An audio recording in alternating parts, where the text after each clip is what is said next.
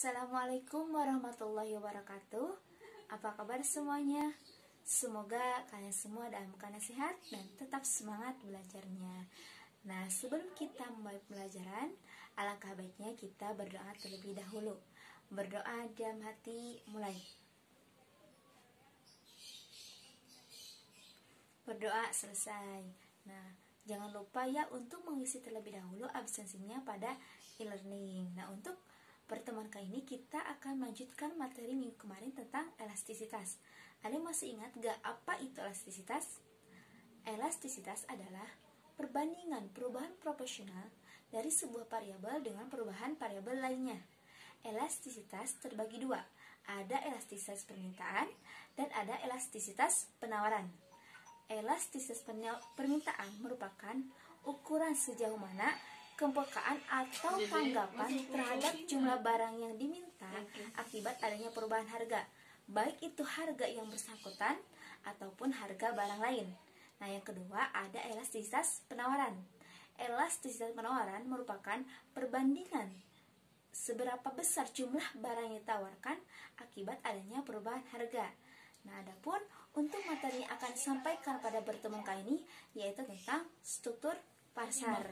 Nah, kompetensi dasarnya yaitu mendeskripsikan terbentuknya keseimbangan pasar dan struktur pasar, menyajikan hasil pengamatan tentang perubahan harga dan kuantitas keseimbangan di pasar.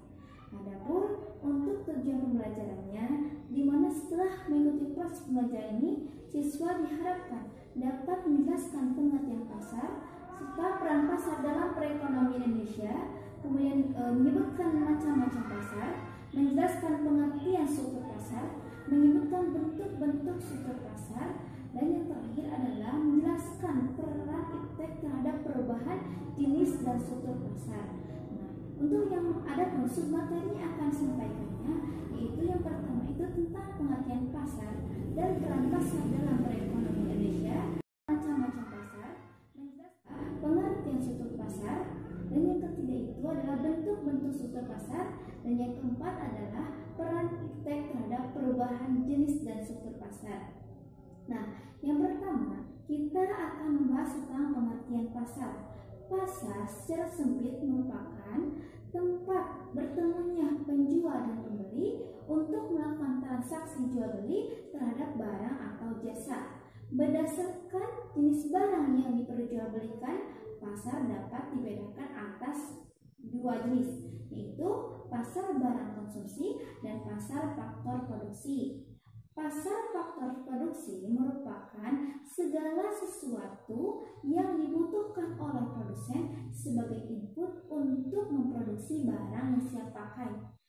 Tempat bertemunya permintaan dan penawaran terhadap faktor produksi disebut pasar faktor produksi, dan tempat bertemunya permintaan dan penawaran terhadap barang konsumsi disebut dengan pasar barang konsumsi. Peran pasar dalam perekonomian Indonesia.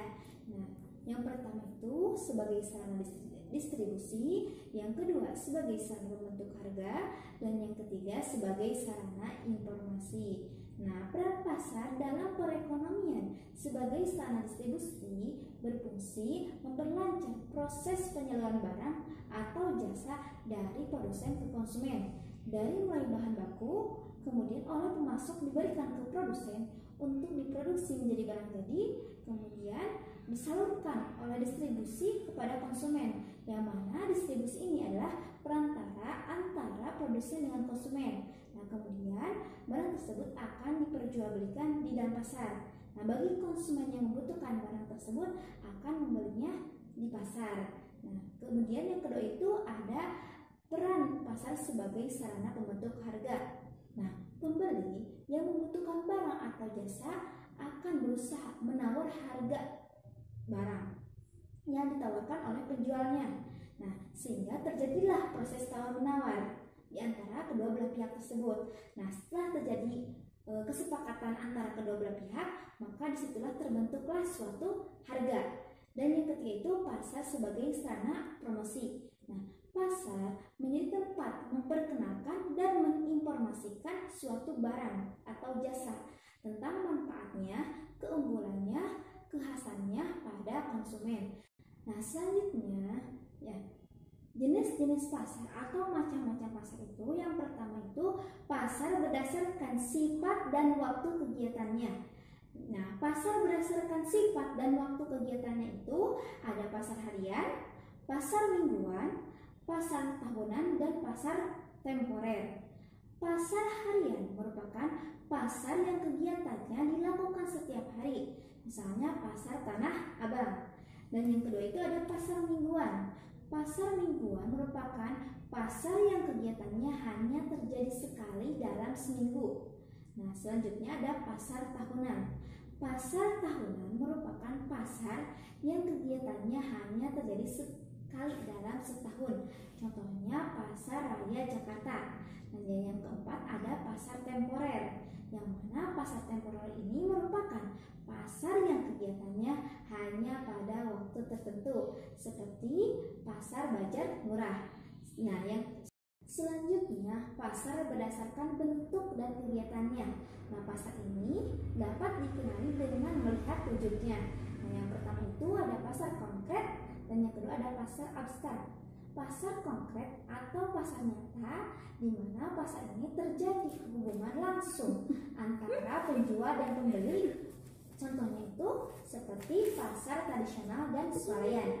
Nah, yang kedua itu ada pasar abstrak atau pasar tidak nyata. Nah, pasar ini di mana terjadinya pertemuan langsung antara penjual dan pembeli, namun barang yang diperjualbelikan itu tidak langsung. Contohnya seperti pasar modal. Nah, selanjutnya pasar berdasarkan cara transaksinya. Ada pasar tradisional dan ada pasar modern. Pasar tradisional merupakan pasar yang bersifat tradisional, di mana penjual dan pembeli itu dapat mengadakan tawar-menawar secara langsung. Kemudian yang kedua ada pasar modern.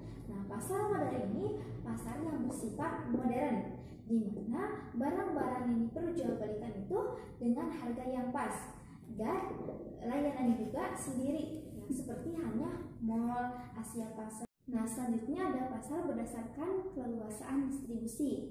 Nah, ada pasar lokal, pasar daerah, pasar nasional, dan pasar internasional. Struktur pasar merupakan berbagai hal yang dapat mempengaruhi tingkah laku dan kinerja perusahaan dalam pasar, seperti jumlah perusahaan, skala produksi, dan jenis produksi. Nah, selanjutnya adalah bentuk-bentuk struktur pasar. Bentuk-bentuk struktur pasar itu ada dua.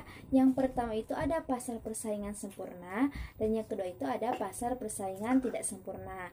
Nah, untuk pasar persaingan tidak sempurna itu ada pasar monopoli, pasar monopolistik, pasar oligopoli, pasar monopsoni, dan pasar oligopsoni. Nah, untuk yang pertama kita akan membahas terlebih dahulu pasar persaingan sempurna. Pasar persaingan sempurna. Pasar persaingan sempurna merupakan pasar yang menggambarkan suatu keadaan di mana penjual dan pembeli tidak dapat mengaruhi harga, sehingga harga di pasar benar-benar merupakan hasil interaksi antara permintaan dan penawaran. Selanjutnya, ciri-ciri pasar persaingan sempurna. Yang pertama itu terdapat banyak pembeli, namun mereka tidak mampu mengaruhi harga. Harga di pasar ditentukan oleh kekuatan permintaan dan penawaran. Jadi berapapun jumlah barang yang dibeli oleh konsumen tidak akan mempengaruhi harga. Yang kedua, terdapat banyak penjual. Seperti halnya pembeli.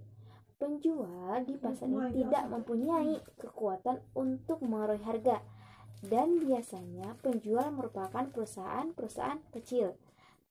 Yang ketiga, barang dan jasa yang dijual bersifat homogen dan tidak dapat dibedakan. Nah, pembeli tidak dapat membedakan apakah suatu barang berasal dari produsen A atau B, karena dalam pasar ini semua produk itu identik. Yang keempat, adanya kebebasan untuk keluar dan masuk dari pasar persaingan sempurna. Nah, dalam pasar ini, apabila pasar ini memberikan keuntungan yang besar, maka banyak perusahaan baru yang akan ikut masuk ke pasar.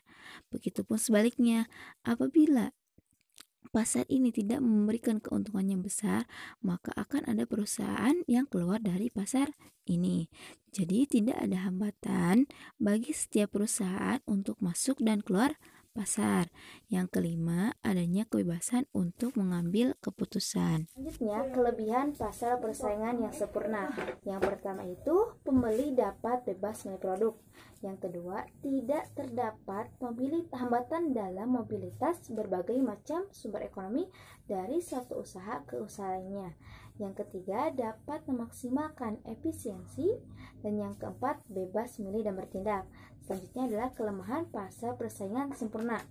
Yang pertama, tidak mendorong inovasi karena dalam pasar ini produknya bersifat homogen dan tidak ada keunggulan. Jadi untuk inovasi itu akan terhambat. Yang kedua, membatasi pilihan konsumen atau pembeli dalam suatu barang tertentu. Yang ketiga, distribusi pendapatannya yang tidak merata. Adapun contoh pasar persaingan sempurna itu pasar bursa efek. Selanjutnya, pasar persaingan tidak sempurna. Pasar persaingan tidak sempurna merupakan pasar yang terdiri dari sedikit penjual serta banyak pembeli. Pada pasar ini, penjual dapat menentukan harga, serta barang-barang yang diperjualbelikannya pun memiliki jenis-jenis yang berbeda atau terdapat berbagai jenis barang. Nah, pasar ini juga merupakan pasar yang tidak terorganisir secara sempurna. Nah, pasar ini sering kita jumpai di sektor perdagangan, jasa, dan eceran. Selanjutnya ada jenis pasar persaingan tidak sempurna atau bentuk-bentuk pasar persaingan tidak sempurna.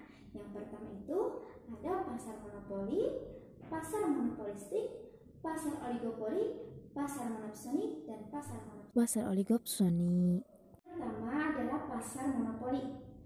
Pasar monopoli berasal dari bahasa kata mono yang artinya satu dan poli itu artinya penjual.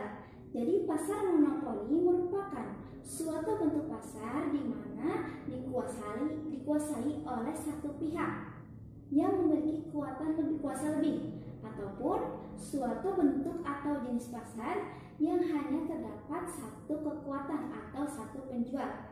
Nah, hal ini terjadi karena pada pasar ini tidak adanya persaingan atau kompetitor yang bermain pada lahan bisnis yang serupa. Namun, jenis pasar ini juga cukup spesifik sehingga sulit untuk dilawan. Contohnya PT Kereta Api Indonesia, PLN, dan PDAM.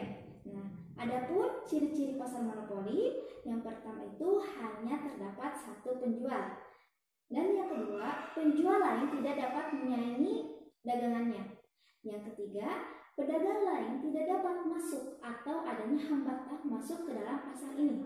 Yang keempat, jenis barang yang diperjualbelikan tersebut hanya satu macam. Dan yang kelima, tidak ada campur tangan dari pemerintah dalam masalah penentuan harga. Nah, kelebihan pada pasar ini, keuntungan penjual yang relatif tinggi karena hanya satu penjual. Dan yang kedua, bagi produk yang menguasai hajat hidup, orang pada umumnya diatur oleh pemerintah. Nah, selanjutnya, kebaikan pada pasar ini, di mana pasar ini menghindari produk-produk tiruan serta persaingan yang tidak bermanfaat. Nah, adapun kelemahan pasar monopoli ini, yang pertama itu pembeli atau konsumen tidak terdapat pilihan lain untuk membeli barang tersebut karena hanya terdapat satu penjual dan kita tidak bisa membeli barang tersebut di tempat lain kecuali di tempat tersebut. Nah, yang kedua, keuntungan hanya terpusat ke satu perusahaan. Tentu saja karena hanya ada satu penjual, otomatis keuntungan hanya ke perusahaan itu saja. Dan yang ketiga, terjadinya eksploitasi pembeli. Nah, keburukannya pada pasar ini yaitu penyalahgunaan dalam kekuatan ekonomi, yang mana pasar ini menetapkan harganya itu terlalu tinggi. Nah, adapun penyebab timbulnya pasar monopoli, yang pertama itu ditetapkan oleh undang-undang. Berdasarkan beberapa pertimbangan, pemerintah dapat memberikan hak pada suatu perusahaan untuk menjual suatu produk tertentu. Dan yang kedua, penggabungan dari berbagai perusahaan untuk menghimpun dana dalam jumlah besar. Hal ini untuk memproduksi suatu barang dengan teknologi yang canggih. Yang ketiga, adanya hasil cipta atau karya seseorang yang diberikan kepada suatu perusahaan untuk diproduksi. Selanjutnya adalah pasar monopolistik. Pasar monopolistik merupakan suatu pasar di mana terdapat banyak produsen yang menghasilkan barang yang serupa, tetapi memiliki perbedaan pada aspek.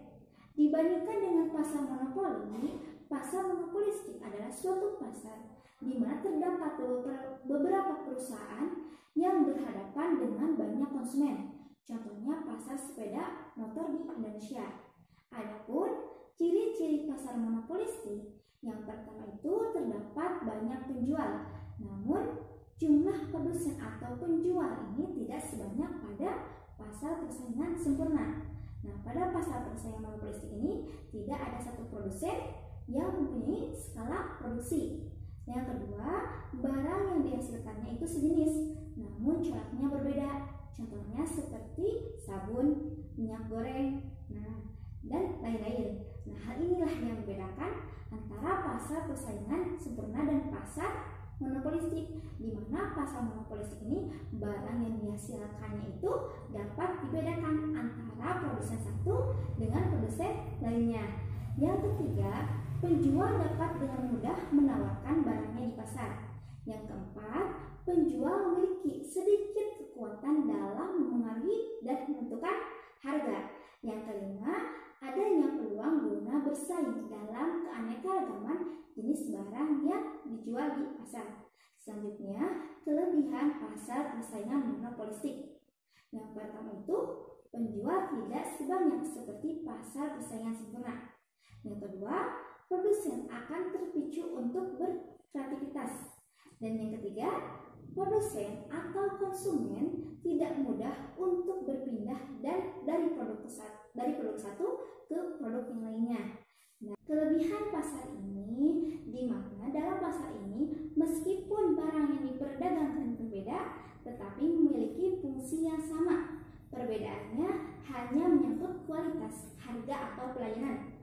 Karena pada pasar ini perusahaan itu terdorong untuk mengadakan inovasi. Nah, pada pasar ini juga masyarakat itu mendapatkan pelayanan yang sangat baik. Karena hal yang paling utama dalam pasar ini adalah dapat memuaskan pelanggannya. Selanjutnya adalah kelemahan pasar persaingan monopolistik. Yang pertama itu biaya yang mahal untuk ke pasar monopolistik. Nah, hal ini karena untuk masuk ke pangsa pasar tertentu dibutuhkan adanya riset dan pengembangan produk. Yang kedua, persaingan yang sangat berat. Hal ini karena pada pasar tersebut itu pada umumnya didominasi oleh berbagai jenis produk ternama.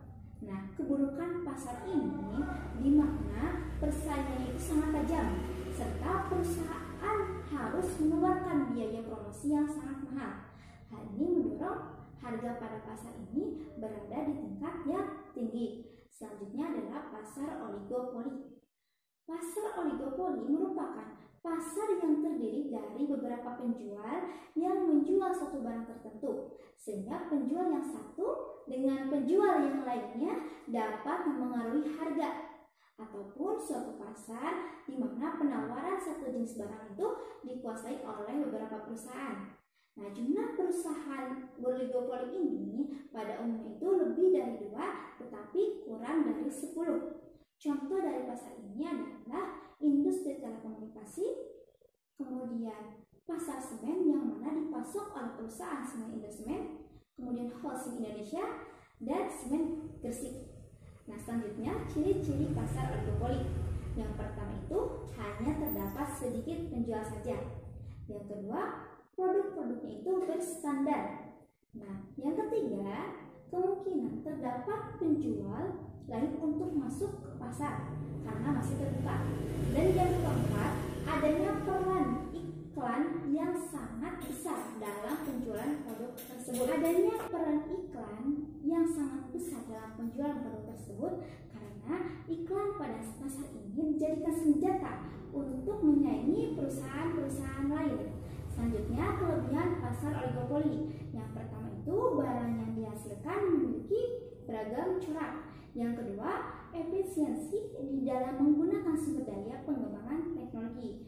Adapun kekurangannya, yang pertama itu adanya persaingan harga yang ketat. Yang kedua, banyaknya rintangan yang kuat guna memasuki pasar oligopoli. Selanjutnya, pasar monopsoni. Pasar monopsoni merupakan pasar yang serupa dengan monopoli. Hanya saja, pasar ini dilihat dari sisi pembeli. Monopsoni menunjuk pada kondisi permintaan dan suatu pasar yang dikuasai oleh pembeli tunggal. Kondisi ini lebih sering terdapat di kalangan produsen dan jarang di kalangan konsumen. Adapun ciri-ciri dari pasar monopsoni ini, yang pertama itu pembeli menjadi pihak sentral yang menentukan harga. Yang kedua, barangnya yang beredar berfokus pada bahan mentah. Yang ketiga, terdapat satu pembeli atau konsumen saja. Adapun kelebihan pasar monopsoni, yang pertama itu kualitas dari produk yang dijualnya itu terjamin, baik dari segi keamanan maupun kesehatan. Yang kedua, lebih hemat biaya. Adapun kelemahan pasar monopsoni, yang pertama, dengan adanya satu pembeli, maka akan lebih banyak tekanan yang dirasakan oleh produsen. Yang kedua, produk yang tidak sesuai dengan keinginan dan kebutuhan akan dibuang atau disimpan di gudang. Selanjutnya, pasar oligopsoni. Pasar oligopsoni merujuk pada kondisi pasar di mana terdapat beberapa pembeli. Nah, ciri-ciri pasar ini hampir sama, secara umum hampir sama dengan pasar oligopoli. Hanya saja pada pasar ini tuh dilihat dari sudut pandang pembeli atau konsumen. Selanjutnya, kelebihan pasar oligopsoni. Yang pertama itu dapat mendapatkan keuntungan yang lebih besar atau lebih banyak dibandingkan dengan pasar lain karena banyaknya pembeli. Yang kedua, harga produk yang dijual cenderung stabil dan tidak mengalami kenaikan ataupun penurunan secara fluktuatif. Selanjutnya adalah kekurangan pasar oligopsoni. Yang pertama itu mudahnya menjual barang di pasar ini. Yang kedua, pasar oligopsoni ini rentan dengan kegiatan manipulasi. Dan yang ketiga, produknya itu yang dijualnya itu identitasnya kurang pasti. Selanjutnya, peran iptek terhadap perubahan jenis dan struktur pasar. Yang pertama itu electronic commerce atau e-commerce, yang mana e-commerce ini merupakan model bisnis yang memungkinkan perusahaan atau perorangan untuk melakukan perdagangan melalui jaringan elektronik, umumnya internet. Dan yang kedua, pasar daring, yang mana pasar daring ini jenis situs belanja secara elektronik. Informasi barang atau jasa dikirimkan oleh pihak ketiga dan proses transaksinya dilakukan oleh operator-operator situs. Contohnya seperti Tokopedia dan Bukalapak. Nah, mungkin sampai di sini saja untuk pertemuan kali ini. Jadi dapat diambil kesimpulan bahwa pasar merupakan tempat bertemunya penjual dan pembeli untuk melakukan transaksi terhadap barang atau jasa. Selanjutnya, struktur pasar. Berbagai hal yang dapat mempengaruhi tingkah laku dan kinerja perusahaan dalam pasar, seperti jumlah perusahaan, skala produksi, dan jenis produksi. Adapun peran pasar dalam perekonomian Indonesia, yang pertama itu sebagai sarana distribusi, yang kedua sebagai sarana pembentuk harga, dan yang ketiga sebagai sarana promosi. Adapun macam-macam atau jenis-jenis pasar.